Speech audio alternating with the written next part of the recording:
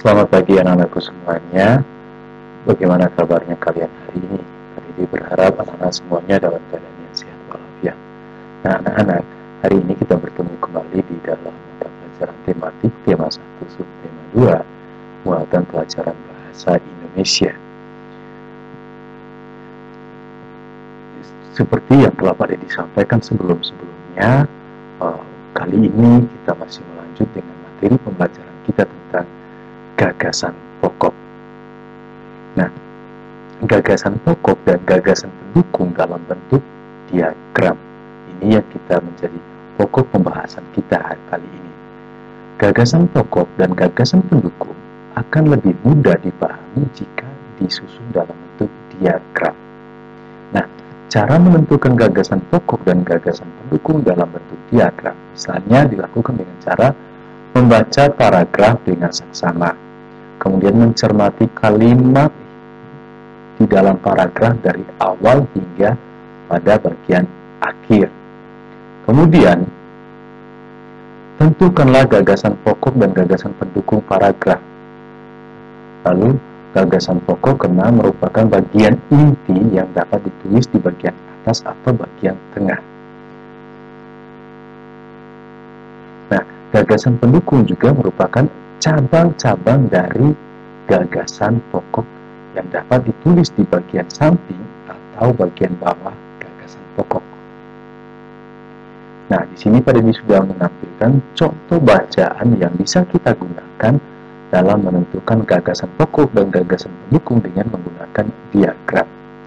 Nah, ada bacaan di situ yang berwarna biru itu merupakan gagasan pokoknya, sedangkan kalimat yang pada ditampilkan dengan berwarna merah merupakan gagasan pendukung, dimulai dari kalimat pertama sampai dengan kalimat keempat. Kemudian, contohnya seperti ini. Anak-anak bisa perhatikan, gagasan pokoknya adalah Indonesia memiliki berbagai bahasa daerah. Lalu gagasan pendukungnya adalah keragaman bahasa tidak memecah belah bangsa. Yang kedua, bangsa Indonesia tetap menjaga persatuan dan kesatuan. Dan yang ketiga, bahasa Indonesia mempersatukan bangsa Indonesia. Ini adalah contoh diagram yang bisa kita gunakan di dalam menentukan gagasan pokok dan gagasan pendukung di dalam suatu paragraf. Kemudian, di sini Pak Dedi mau menegaskan bahwa suatu teks terdiri atas beberapa paragraf. Setiap paragraf memiliki gagasan pokok dan gagasan pendukung.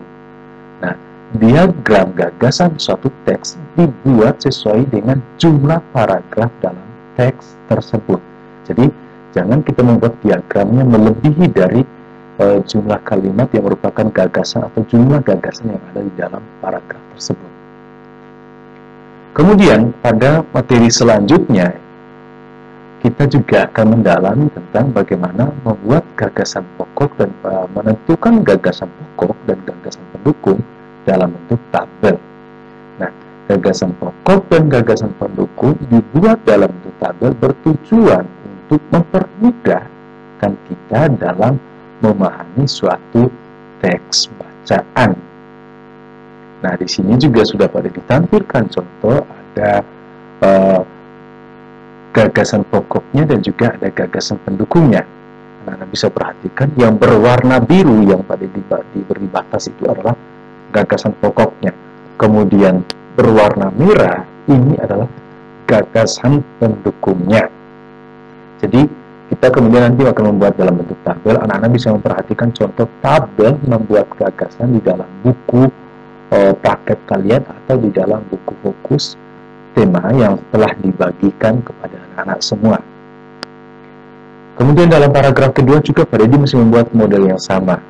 Gagasan pokoknya berwarna biru dan gagasan pendukungnya berwarna merah.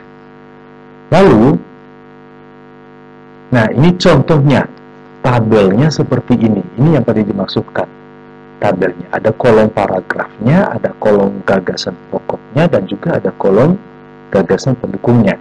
Kolom paragraf itu berisi paragraf pertama dan paragraf kedua. Terus kolom gagasan pokoknya itu misalnya pada paragraf pertama, di situ dikatakan bahwa keragaman di lingkungan sekolah.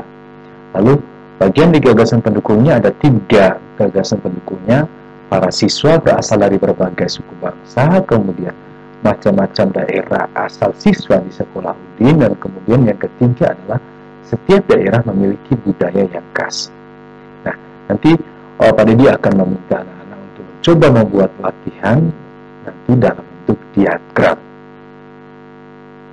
Sekian dan terima kasih anak-anak untuk pembelajaran kita hari ini. Doa dan bimbingan Santo Petrus Canisius akan selalu menyertai kita semua. Sekian dan terima kasih. Kemudian untuk tugasnya hari ini adalah anak-anak diminta untuk membaca teks bacaan yang berjudul Bekerja Sama dalam Keberagaman. Silakan dicek pada buku paket halaman 75 dan 76. Kemudian tugasnya adalah buatlah peta pikiran dalam bentuk tabel untuk menentukan gagasan pokok dan gagasan pendukung pada paragraf pertama. Jadi bacalah paragraf pertama, kemudian buat dalam bentuk tabel untuk menentukan mana yang menjadi gagasan pokoknya dan mana yang menjadi gagasan pendukungnya. Demikian untuk pembelajaran hari ini anak-anak. Selamat belajar dan tetap jaga kesehatan.